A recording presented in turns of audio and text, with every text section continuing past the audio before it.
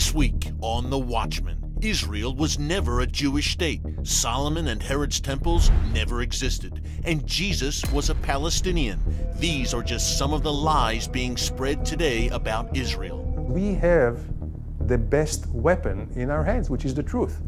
It's just a matter of telling it. Former Israeli ambassador Danny Ayalon joins us to set the record straight about the Jewish state. Plus, we get an exclusive look at some of the amazing archaeological discoveries that back up Israel's biblical claim to Jerusalem.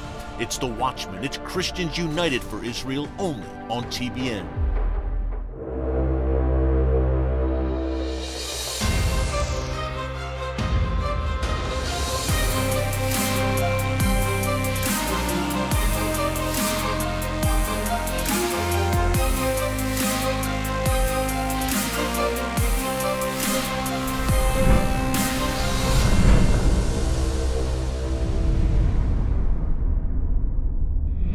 And welcome to The Watchman from TBN's Jerusalem studio. Well, if you read the newspapers and you watch the news on a regular basis, you may think a few things. Number one, that Israel is a racist nation. Number two, that it is illegally occupying Arab and Muslim land. And number three, that the Jewish people have no historical claim and no historical roots in the land I am standing in right now. Well, there's the popular narrative, and then there is the truth. And a man named Jesus said that when you know the truth, it will set you free. Well, we here at Christians United for Israel are in the truth-telling business when it comes to Israel and the Jewish people. That's why today on The Watchman, we are setting the record straight.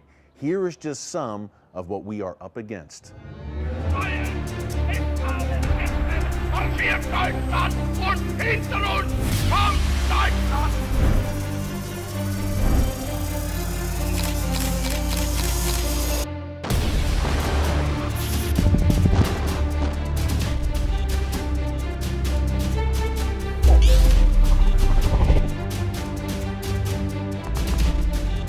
After the horrors of World War II and the Holocaust, the United Nations was supposedly founded to promote peace, justice, and human rights. Yet the UN has passed more resolutions against Israel than it has brutal tyrannies like North Korea and Iran. I've actually chaired hearings how the Human Rights Council absolutely disproportionately focuses on Israel and gives a pass to China, North Korea, Sudan, Iran, and many other countries that have committed heinous human rights abuses. The latest outrage is a resolution by the UN's Educational, Scientific, and Cultural Organization, or UNESCO for short. UNESCO recently passed a resolution denying any Jewish connection to the Temple Mount. It referred to the site only by its Muslim name, Haram al-Sharif, and called Israel the occupying power. There was no mention of the two Jewish temples that stood on the site during biblical times. You find there, in the digs, archaeological digs of two, not just one, the two Jewish temples. The first Jewish temple that was built by King Solomon, and the second temple that was built over there and stayed until 70 AD, until the Romans destroyed it. The movement to deny that there was ever a Jewish presence on the Temple Mount, the holiest site in Judaism, is just one of a growing number of falsehoods against Israel that are gaining traction at the UN and beyond.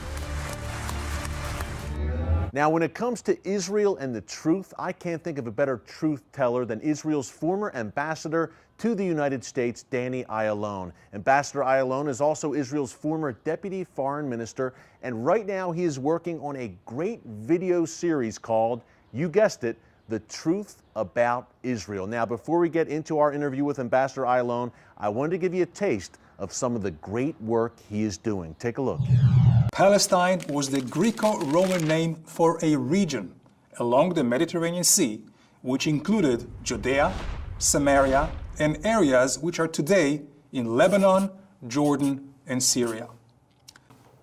But like Antarctica, the Amazons, or Sahara, naming a place doesn't create a nation of Antarcticans or Saharans.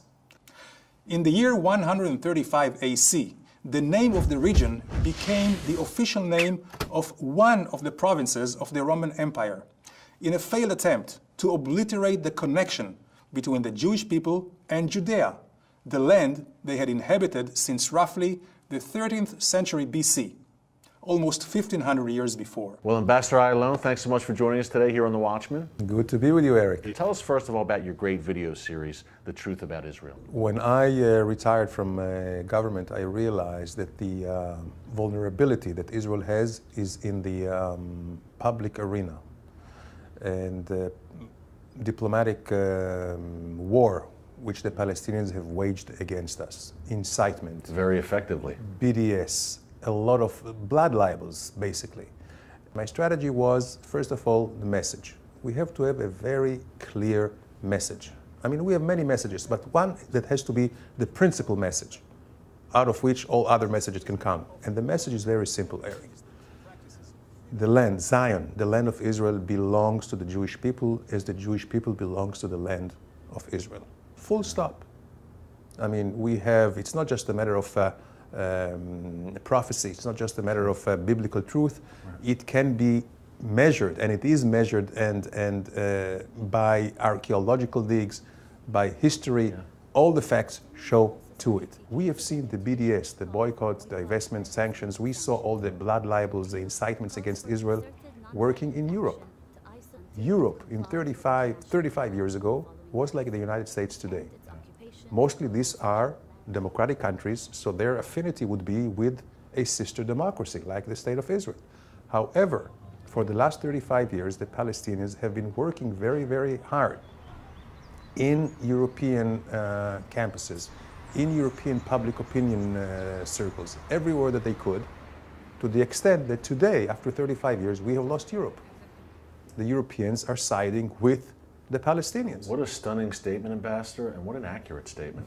Sadly accurate. We have lost Europe. It's not only because of the growing Islamic population in Europe, which of course has also a contribution to the Israeli hatred or American hatred, but it's also because of the very, very dedicated campaign, well-financed campaign, targeted campaign of the Palestinians and their collaborators in Europe. Now, having won Europe, they go to the next prize, which is the big prize, is the United States. So what we see now, although it's few and far between organizations that are calling for boycott Israel, you hear about the American Studies Association or the Anthropological Association, or unfortunately the Presbyterian Church or United Methodist.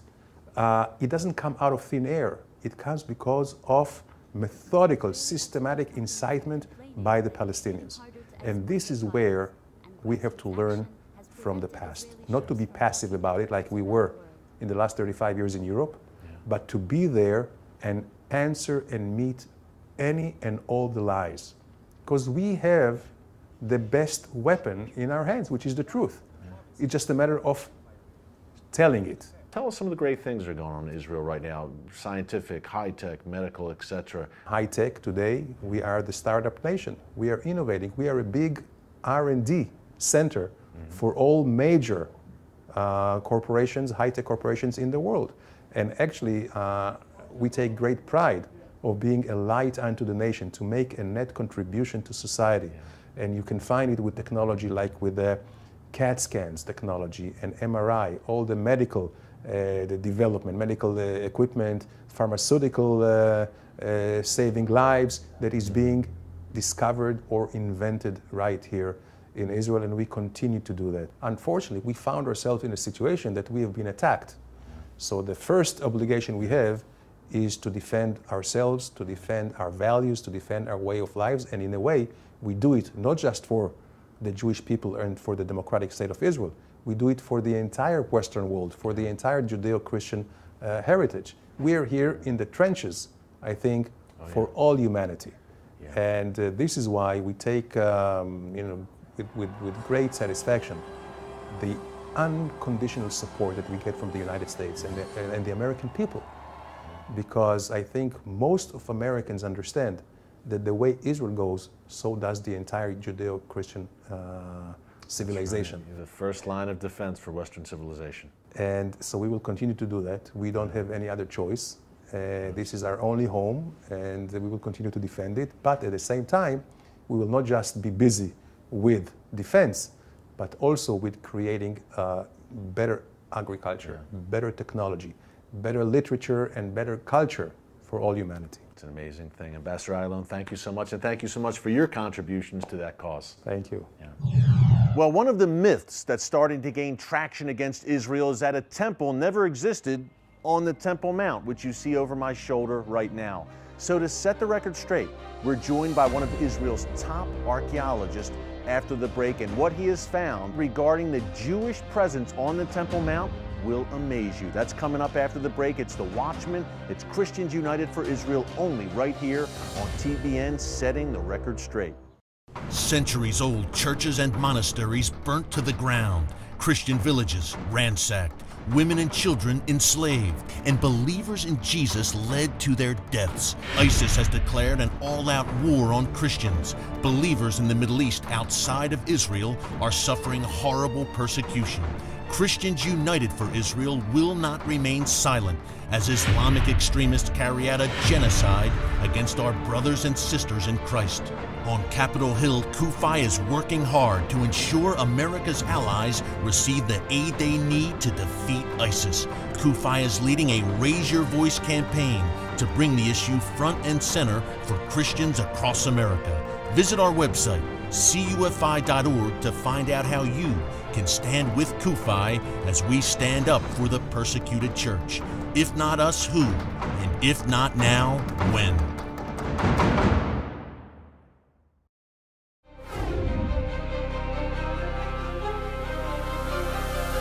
And welcome back to The Watchman from TBN's Jerusalem studio. Well, when it comes to Israeli archaeology, Dr. Gabriel Bar-Kai is a legend. Right now, he's in charge of the Temple Mount Sifting Project, and over the past few years, he has made some amazing discoveries that prove beyond a shadow of a doubt that the Temple Mount, yes, was once home to Solomon's Temple, to Herod's Temple, and much more when it comes to Israel and the Jewish people. Take a look.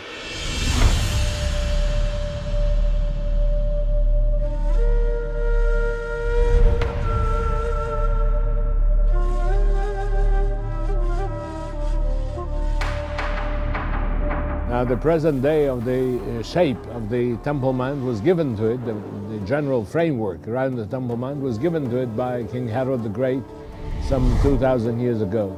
That is, according to tradition, the place of the binding of Isaac. That is the place of the threshing floor of Aravna the Jebusite purchased by King David. That is the place where his son Solomon built the house of the Lord. And that is the place of the second temple built by the returnees to Zion from the Babylonian captivity. The Temple Mount is the soul, heart, and spirit of the Jewish people.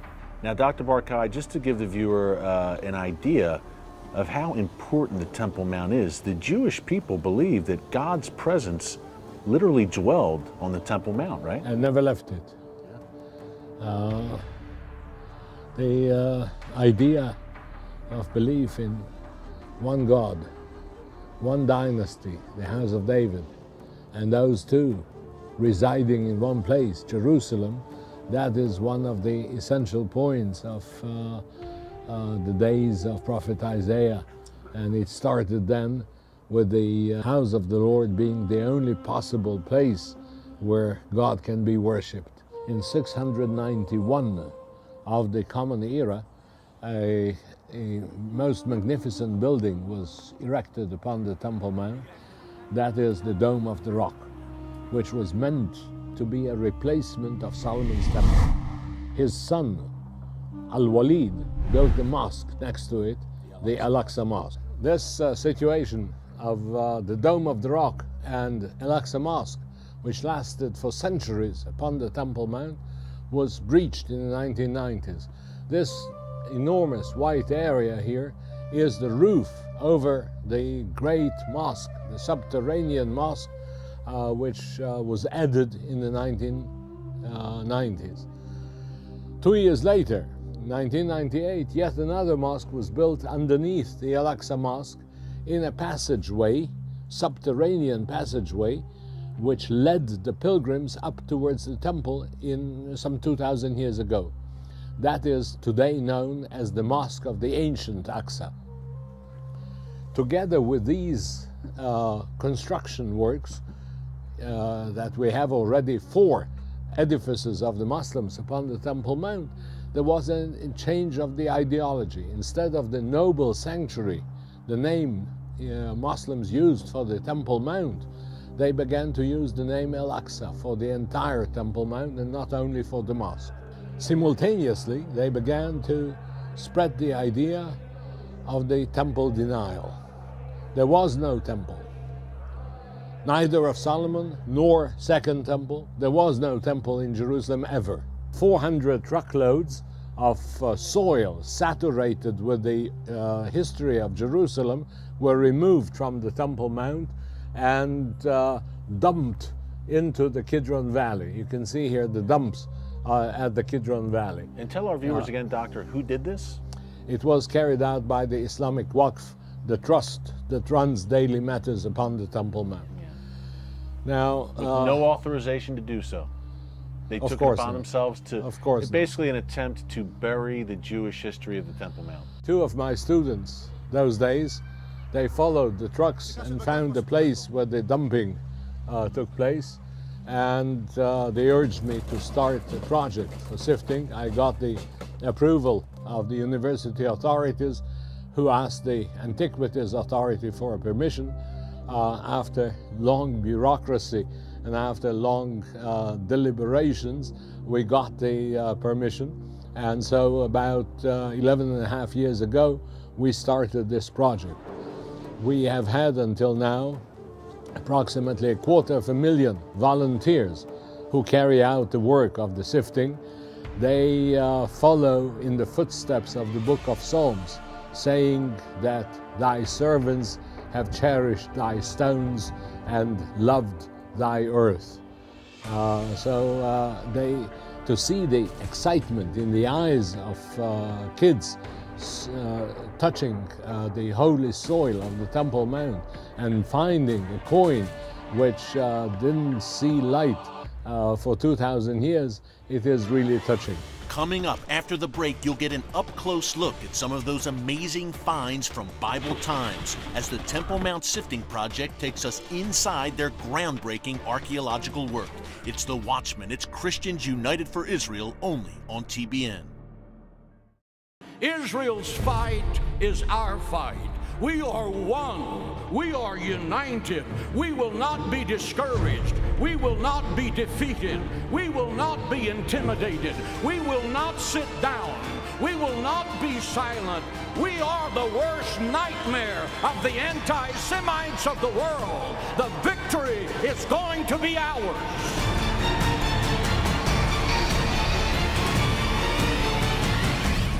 Join the largest pro-Israel organization in the U.S. for the 2016 CUFI Summit in Washington, D.C., July 18th and 19th.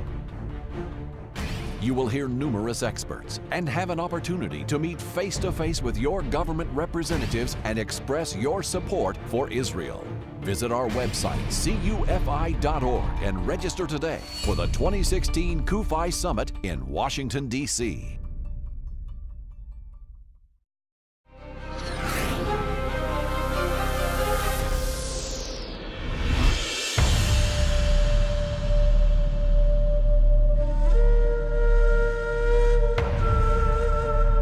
We have had until now hundreds of thousands of finds, bridging over a range of periods totaling in 15,000 years, from flint implements of hunters-gatherers until modern times. But the most significant finds are from First Temple period and on. We have from First Temple period an arrow used by the army of Nebuchadnezzar, king of Babylon, who destroyed the First Temple. We have from First Temple period abundance of finds, enormous quantities, and this is just one example of a ceiling on a small lump of clay with the name of the House of Immer in ancient Hebrew script. The Immer family was a priestly dynasty which is mentioned in the Bible. They were the 17th course of the priestly courses taking care of the worship in the temple. We have here a coin of half a shekel. The half shekel, it's a silver coin. The half shekel is the amount paid by every male as temple taxes. This coin was minted upon the Temple Mount, and we have here the year, Aleph, which says it is 6667 of the Common Era. Now, this is a very exciting portion of our tour here, Dr. Barkay. This is where the sifting happens. Tell us about where we're at right now and what goes on here. The sifting actually is made up of two parts. The initial sifting is carried out here. It is dry sifting, which is removal of heavy stuff, larger stones, and modern garbage, which is mixed with the soil. And this place prepares the material for the volunteers who carry out the work underwater, a wet sifting inside the greenhouse where we do the work. So these piles, which were brought over from the Kidron Valley, they are each of them numbered. They were covered with plastic sheets in order to avoid vegetation growing upon them. And each of them, we know where it came from in the dumps, but we do not know the exact location upon the Temple Mount. That was the Islamic authorities there who intentionally dumped those materials. And now you, here at the Temple Mount Sifting Project, are recovering them and bringing them here and going through and finding some great historical artifacts. Yes, we regard it as a salvage operation. We save information which otherwise would be lost forever. The Temple Mount was never ever excavated before. Not even a single potsherd was published from the Temple Mount through the last 150 years of archaeology in Jerusalem. So this is the closest that we can come to an archaeological excavation upon the Temple Mount. This is the main area of the sifting project. Here the volunteers do the wet sifting, and from here we have the hundreds of thousands of finds. And this is the main scene of the sifting project. We actually collect everything, whatever was made by man, used by man, or whatever testifies about man's environment in the past. We can go over and have a look and see what they find. This is a glass mosaic, early Arabic period. How do you know that? Just from looking, from years of study? I know them well. But he had just a discovery now. Where is it? Wow. A coin. This is a green button, which is unfortunately a bit broken, but from the slanting slopes of the flan, one can say for sure that it is the Jerusalem Mint. It is 2,000 years old, Second Temple period. You're making finds like this on a regular basis with the Temple Mount Sifting Project. We had 2 coins already today. Altogether, we have approximately over 6,000. What an amazing experience, ladies and gentlemen, to see history come alive, biblical history, the history of Israel and the Jewish people, and so much more. The history of the Temple Mount, so important in many ways in terms of what's going on today. And we're going to hear much more about it, I think, in the days to come. That's why the Temple Mount Sifting Project is so important. Well, more after the break about the facts on the ground regarding Jerusalem. Stick around. It's The Watchman, only right here on TBN. We see it all over the internet, newspapers, and television as terror groups like ISIS, Hezbollah, and Hamas terrorize Israel.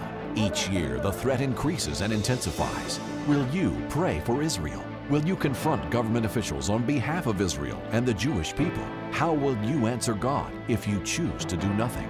To see evil and not call it evil is evil. Not to speak is to speak. Not to act is to act. God will not hold us harmless. Stand up and speak up and do it now. Join CUFI, where 2.5 million Christians across the U.S. are working together to defend Israel in our classrooms, churches, and communities. They have an active presence in over 300 college campuses and mobilize their members to communicate pro-Israel perspectives to elected officials. Visit our website, cufi.org. And welcome back to The Watchman from TBN's Jerusalem studio. You know, the Nazi minister of propaganda, the notorious Joseph Goebbels, believed in a concept called the big lie. He believed that if you told a big lie often enough and continued to repeat it, people would eventually come to believe it. And guess what? In Nazi Germany, they did. It led to the Holocaust and 6 million Jews dead. And today, we have a series of big lies being repeated, folks, about Israel and the Jewish people. We outlined some of them for you today, that Israel has no claim to this land, that it's a racist occupier. We have Hamas, Hezbollah, the Iranian regime, even the UN and some Western diplomats repeating these lies. But here's the good news. In the Bible, in the book of Psalms, King David writes, "Send out your light and your truth. Let them lead me. Let them bring me to your holy hill and to your dwelling." You know, God is truth. God is love, and God loves His people and His land. So join with us here at Christians United for Israel. Join the movement as we stand with Israel and stand for the truth and set the record straight. Thanks for joining us here on The Watchman this week from TBN's Jerusalem studio. God bless you, and remember, never hold your peace.